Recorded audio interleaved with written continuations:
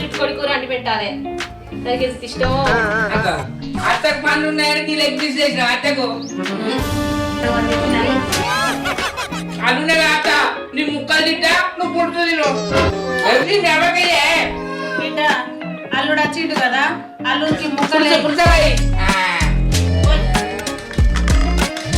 నువ్వు ఏదో పోతే నీ మంచిదే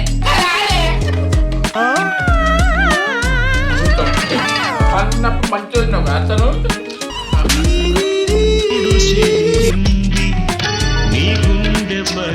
నేను చెప్పలేదా బిడ్డ? సరే అమ్మా, జాగ్రత్త. బిడ్డ ఈ కట్టెల పొయ్యి మీద వండుకునే బదులు గ్యాస్ మీద వండుకుంటే అయిపోవని.